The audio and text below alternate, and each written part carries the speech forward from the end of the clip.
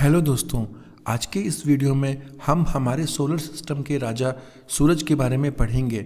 सूरज से रिलेटेड कुछ जो रियल फैक्ट्स हैं इस वीडियो में हम यह जानेंगे जो कि काफ़ी एग्ज़ाम्स के अंदर पूछे जाते हैं। तो आइए शुरू करते हैं। दोस्तों, सब्सक्राइब करें हमारे चैनल हाई स्कूल इंस्ट्रक्टर को और पास में बने बेल आइकन को दबाकर नोटिफिकेशन में ऑल को सेलेक्ट करें ताकि आपको मिले हमारे सारे वीडियोस की नोटिफिकेशन सबसे पहले। दोस्तों, सबसे पहले निकोलस कोपरनिकस ने सन 1530 में अपनी किताब डी रिवोल्यूशंस प्रकाशित करी थी दोस्तों, जिसमें उन्होंने बताया था कि पृथ्वी अपने अक्ष पर घूमती हुई एक दिन में एक चक्कर खुद का पूरा करती है और यह एक साल में सूरज का एक चक्कर पूरा करती है। दोस्तों, सूरज एक बहुत ही ज़्यादा बड़ी असीमित ऊर्जा वाला तारा है। साथ ही साथ हमारे सौर मंडल का जो मेन एनर्जी सोर्स भी दोस्तों सूरज ही है। सूरज की ऊर्जा का जो सोर्स है दोस्तों, स्रोत है, वह नाभिकीय संलयन क्रिया, जिसे कि आप न्यूक्लियर फिजन के नाम से जानते हैं। तो दोस्तों, इसमें अब एक्चुअल में दोस्तों न्यूक्लियर फिजन में क्या होता है दोस्तों, हाइड्रोजन के 4 नाभिक जुड़कर हीलियम के एक नाभिक का निर्माण करते हैं। और दोस्तों, जब ऐसा होता है तो एक अपार मात्रा में ऊर्जा यहाँ पर उत्पन्न होती है। और दोस्तों, जितने भी जो तारे होते हैं या फिर हमारा सूरज है, उसकी जो एनर्जी का सोर्स दोस्तों यही है।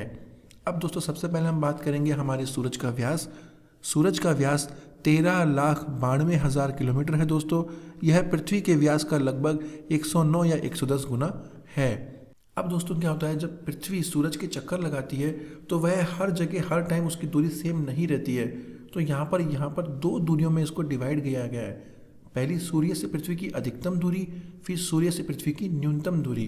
तो सूर्य से पृथ्वी की अधिकतम दूरी है 15.21 करोड़ किलोमीटर और सूर्य से पृथ्वी की न्यूनतम दूरी है 14.96 करोड़ किलोमीटर।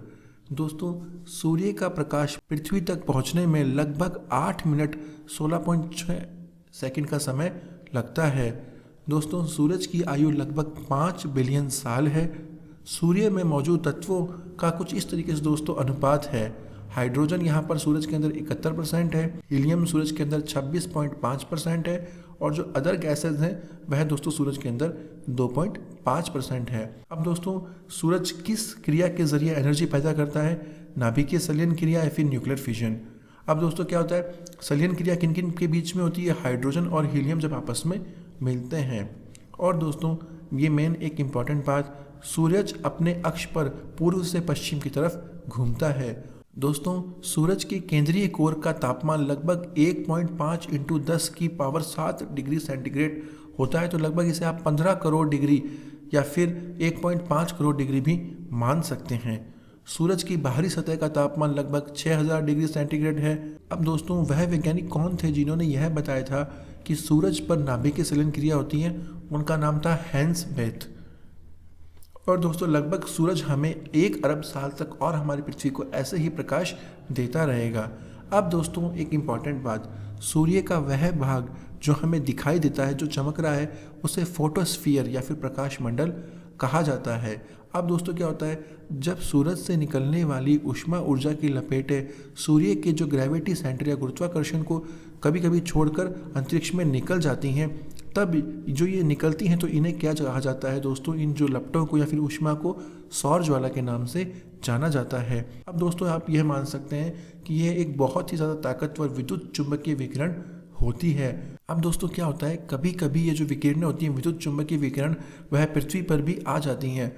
परंतु दोस्तों, हमारी पृथ्वी पर उत्तरी गोलार्ध और दक्षिणी गोलार्ध पर जो सबसे ज़्यादा गुरुत्वाकर्षण होता है, तो यह उत्तरी गोलार्ध और दक्षिणी गोलार्ध पर चली जाती हैं और कहीं ये पृथ्वी पर नहीं आती हैं। तो दोस्तों, जब ये उत्तरी गोलार्ध और दक्षिणी गोलार्ध में हमारे पृथ्वी के वायुमंडल में प्रवेश करती हैं तो इनसे एक रंग बिरंगा फुलझड़ी नुमा प्रकाश उत्पन्न होता है, जिसे कि अरोरा लाइट के नाम से जाना जाता है। अब दोस्तों, अरोरा लाइट तो हो गई, पर पृथ्वी के उत्तरी ध्रुव पर इसे अरोरा बोरियालिस कहा जाएगा और दक्षिणी ध्रुव पर इसे अरोरा ऑस्ट्रेलिस कहा जाता है। दोस्तों, जब विद्युत चुंबकीय विकिरण सूर्य से निकलती है और स्पेस में चली जाती है, तब वह स्थान कुछ देर के लिए काला पड़ जाता है। तो इस स्थान को दोस्तों सौर कलंक के नाम से जाना जाता है। अब दोस्तों, यह फिक्स नहीं है कि सौर कलंक कितने टाइम तक यहाँ पर बना रहता है, पर लगभग इसकी अवधि दोस्तों 11 साल काउंट की गई है और 11 साल तक दोस्तों जो सौर कलंक बना रहता है। तो इस अवधि को दोस्तों सौर कलंक चक्र भी कहा जाता है। दोस्तों सूर्य ग्रहण के समय सूर्य की बाहरी जो सतह होती है जो हमें अंगूठी की तरह चमकती है, उस जो चमकते भाग को अंगूठी की तरह कोरोना के नाम से जाना जाता है। अब दोस्तों एक इम्पॉर्टेंट बात आप जानते हैं कि जो आकाश में जो स्पेस में जो दूरी नापने के लिए जिस मापक का इस्तेमाल किया जाता है वह प्रकाश वर्ष या फिर लाइट ईयर होता है। तो एक्चुअल में लाइट ईयर से भी एक बड़ी मापक इकाई है जिसे कि पारसेक कहा जाता है, और लगभग पारसेक 3.6 प्रकाश वर्ष के बराबर होता है। तो दोस्तों यह थे सूरज से जुड़े कुछ इंपॉर्टेंट फैक्ट्स इस वीडियो के अंदर जो हमने जाने। तो अगर से आपको हमारा ये वीडियो अच्छा लगा तो ज़रूर से हमारे चैनल को सब्सक्राइब करें, वीडियो को लाइक और शेयर करें।